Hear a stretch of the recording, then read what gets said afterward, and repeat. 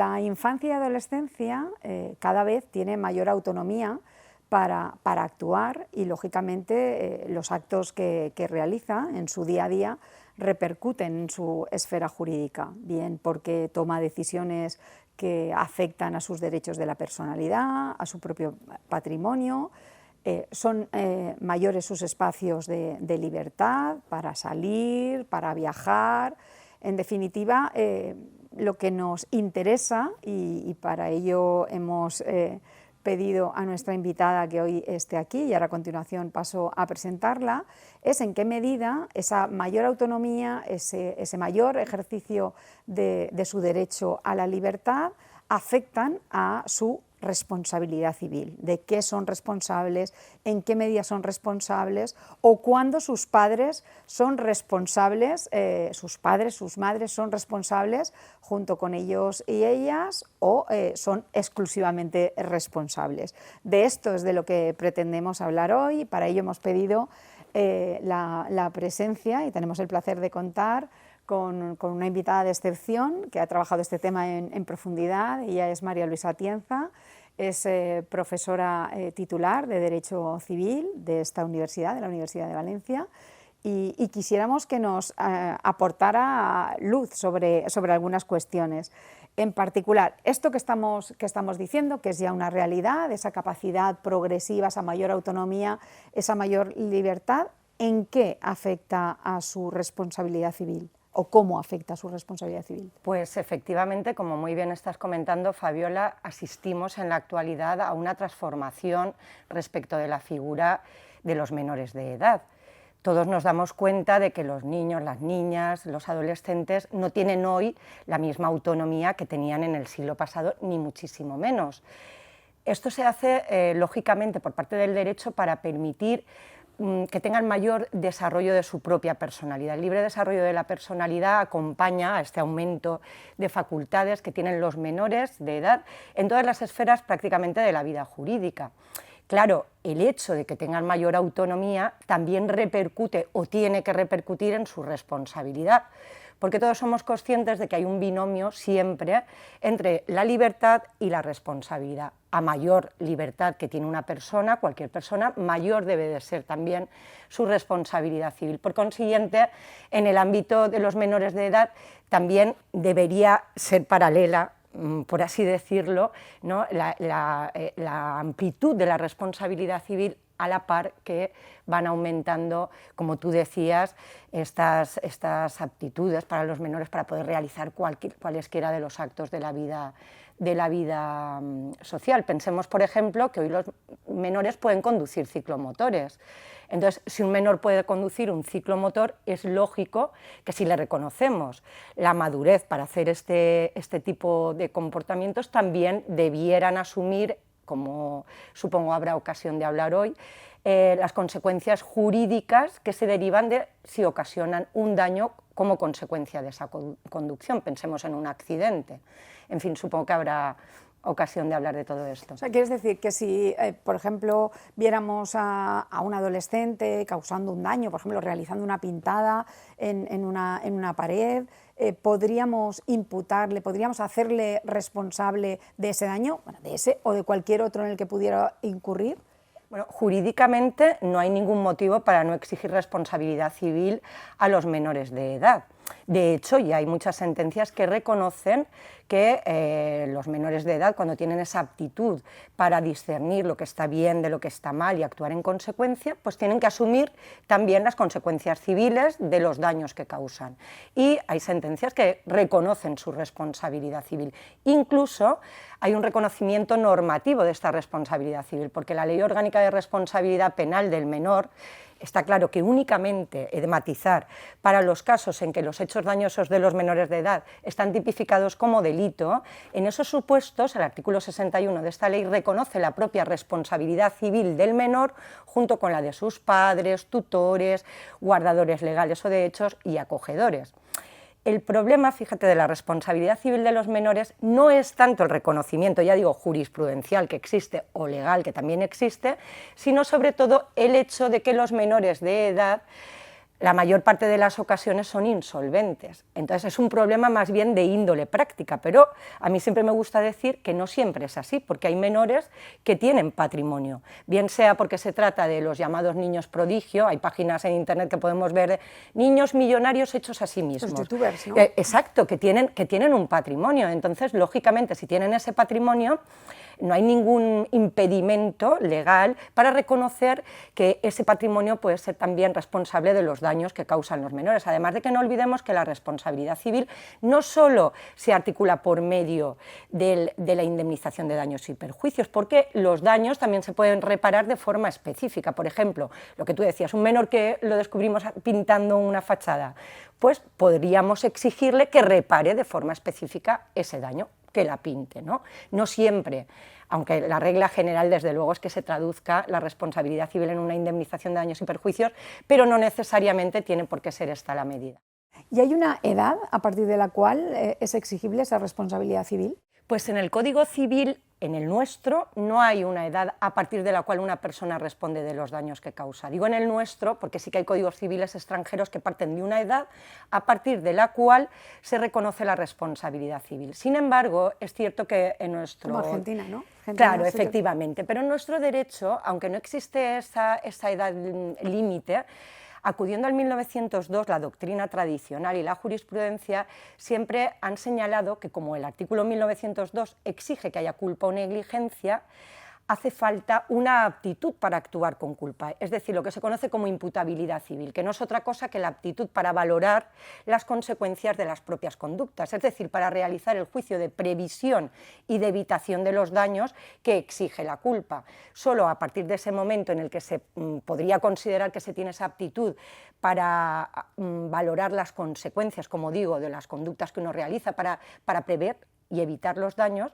solamente a partir de ese momento se hablaría de imputabilidad civil y, por consiguiente, de cuándo puede responder una persona menor de edad. ¿Cuándo se tiene esa aptitud? Bueno, aquí hay estudios sociológicos que dicen que hasta los 7 años los niños y las niñas no tienen esa aptitud para valorar, para distinguir, por así decir, lo que está bien de lo que está mal. A partir de los 7 años hay una franja de edad hasta los 10 u 11 años en la que más o menos se va adquiriendo en determinados ámbitos esa posibilidad, esa aptitud, esa madurez. Y a partir de los 12 suele haber unanimidad en reconocer que efectivamente una persona ya puede tener esa madurez para discernir lo que está bien de lo que está mal, para hacer ese juicio de previsión, para prever el daño que puede causar. Y he de decir o recordar, porque ya lo he dicho antes, que a partir de los 14 años la Ley Orgánica de Responsabilidad Penal del Menor reconoce la responsabilidad civil del menor junto con la de padres, guardadores, tutores y acogedores. En varios momentos has hecho referencia a que no solo responden estos niños, niñas, adolescentes de los hechos que han realizado, sino que también pueden verse acompañados en esa responsabilidad por otros sujetos. ¿En qué contexto se produce? ¿Cuándo podemos exigirle a unos o a otros esa responsabilidad? ¿O conjuntamente? ¿En qué supuestos se puede dar? Claro, es que el caso de la responsabilidad civil del menor va acompañado siempre de la responsabilidad civil de otros sujetos que responden de estos daños. Son casos de responsabilidad civil llamada por hecho ajeno, ¿no? Aquí hay que distinguir según el hecho ilícito del menor sea o no un delito, porque si es un delito, como ya he señalado antes, acudimos al 61.3 de la Ley Orgánica de Responsabilidad Penal del Menor, que contempla la responsabilidad solidaria del menor junto con la de estos sujetos que ya he mencionado, padres, tutores, acogedores y guardadores. Se trata en este caso de una responsabilidad objetiva, es decir, sin culpa. Lo que pasa es que el juez la puede moderar cuando no hay una actuación gravemente negligente o dolosa por parte de estos sujetos.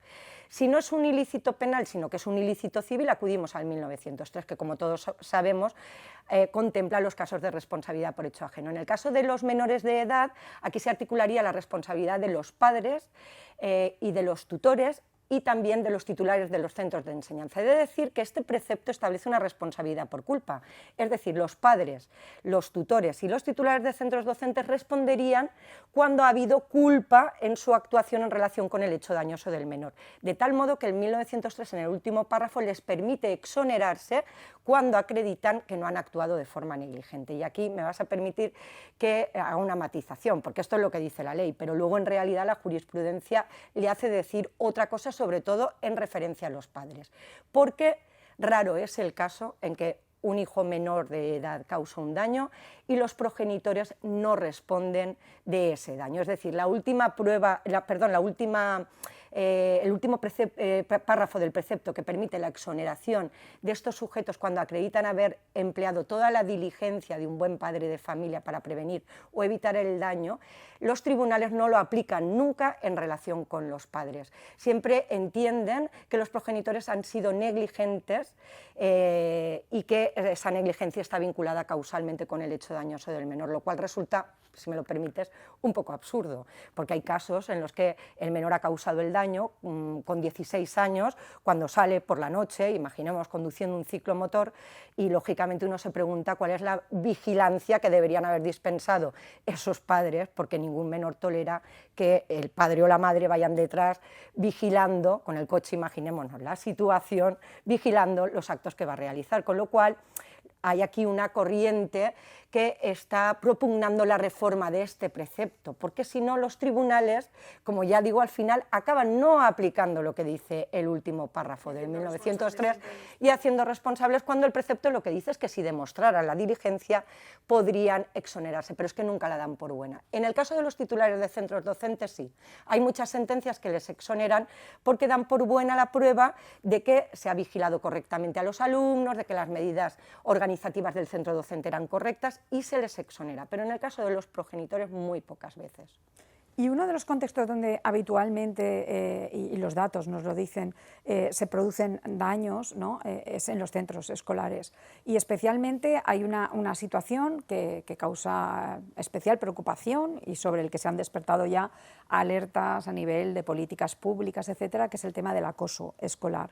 Cuando se produce un contexto de acoso escolar, donde lógicamente hay un daño, ¿quién responde en ese caso? ¿El menor que es agente de ese daño, ¿no? que es el que produce el acoso, el que genera el acoso, o responden responden los padres o responden los titulares del centro? ¿Quién es aquí el responsable? Sí, la pregunta es interesante porque en este tema siempre se ha partido de que debe delimitarse a quién corresponde la obligación de vigilar al menor, porque ya he dicho antes que el 1903 parte de una culpa en la vigilancia, al menos formalmente, otra cosa es lo que dicen los tribunales, para imputar esta responsabilidad a los padres, en su caso, o a los titulares de centros de enseñanza. Esa delimitación temporal implicaría que cuando el menor está en el centro docente, los que responden son los titulares de los centros de enseñanza. Sin embargo, no necesariamente esto va a ser así, y sobre todo no es así en el caso que tú apuntas. En el caso del acoso escolar, en muchas ocasiones se puede detectar una negligencia por parte de los padres que es previa al traspaso a la vigilancia del menor al centro educativo. Imaginemos el típico caso, lamentablemente típico, y que pues, tiene siempre mucha repercusión mediática, de un menor que se apropia de un arma de fuego en casa de sus padres y la lleva al centro de enseñanza y dispara a otros compañeros o a algunos profesores. En este caso, todos podemos observar que resulta injusto entender que solo responde el titular del centro de enseñanza, porque hay una vigilancia negligente por parte de los padres previa a la comisión del hecho dañoso, pero que está vinculada causalmente con el daño, con lo cual en estos casos sería ilógico pensar que el responsable es el titular del centro docente y no los padres que, insisto, han actuado negligentemente. De hecho, hay alguna sentencia en la materia que tú apuntas del acoso escolar. Hay una que a mí me gusta mucho de aquí de la Audiencia Provincial de Valencia, de 14 de marzo de 2014, que precisamente en un caso de acoso escolar al que fue sometido una menor, condena, aunque el acoso se había realizado sobre todo en el centro docente, sin embargo condena a los padres de los autores del hecho dañoso porque también habían utilizado las redes sociales para llevar a cabo este acoso, ¿no? Sobre todo una red social llamada Twenty, y condena, insisto, a los progenitores y no al titular del centro docente, porque los profesores además habían articulado las medidas correspondientes necesarias intentando evitar esta situación de acoso. Y por último, nuestro ordenamiento jurídico, afortunadamente, en este giro que está haciendo en la consideración de determinadas personas que, digamos, habían sido olvidadas, vamos a decirlo así, por el derecho, en particular a las personas con discapacidad. Nos gustaría hacerte una pregunta en relación a infancia y adolescencia, a niños, niñas, adolescentes que tengan discapacidad. ¿Estas reglas que has comentado de la responsabilidad se les aplican tal cual a...? Bueno, aquí el problema se da cuando llegan a la mayoría de edad, porque sabes que con la reciente reforma por la Ley 8/2021 de 2 de junio, que reforma la legislación procesal y civil en materia de personas con discapacidad, aquí se ha eliminado la institución de la patria potestad prorrogada o rehabilitada.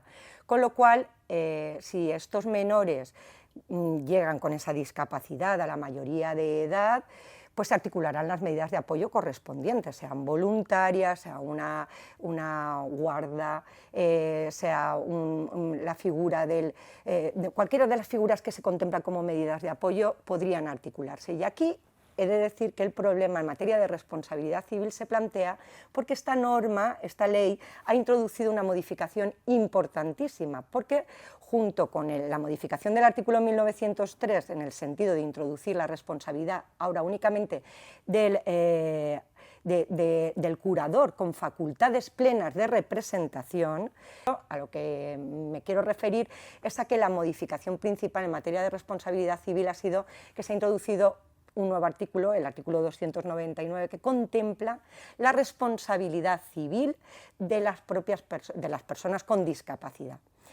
Claro, esto sin hacer distinción. Esto significa que estas personas podrían responder, según se ha interpretado por parte de la doctrina, con independencia de esa aptitud natural a la que yo he hecho referencia antes para discernir, para valorar las consecuencias de las propias conductas, es decir, con independencia de la tradicionalmente llamada imputabilidad civil. Esto es un cambio revolucionario en nuestro derecho, porque es una forma de interpretar el 1902 completamente distinta, aunque he de decir que no toda la doctrina está de acuerdo con esta interpretación, porque hay autores que entienden que solamente se va a poder poner en marcha el artículo 299 cuando realmente la persona con discapacidad tenga esa madurez para esa aptitud de discernimiento, que en los demás casos, como hay una remisión del precepto a las reglas de la responsabilidad civil de los artículos 1902 y siguientes, se entiende que se podría dar esta otra lectura. Habrá que ver lo que dicen los tribunales, porque la reforma es muy reciente y tendremos que ver cómo se interpreta. Es muy reciente, el impacto es muy fuerte, porque ya no diferencia entre capacidad jurídica, capacidad de obrar. Efectivamente, entonces habrá que ver cómo se va perfilando esta cuestión. Pues te agradecemos mucho Nada, pues todas estas enseñanzas que les haces llegar a nuestro alumnado y que estoy segura que complementarán con mucho los estudios de grado que reciben y que les ayudarán a tener mayores capacidades y habilidades. Muchas gracias. Un placer.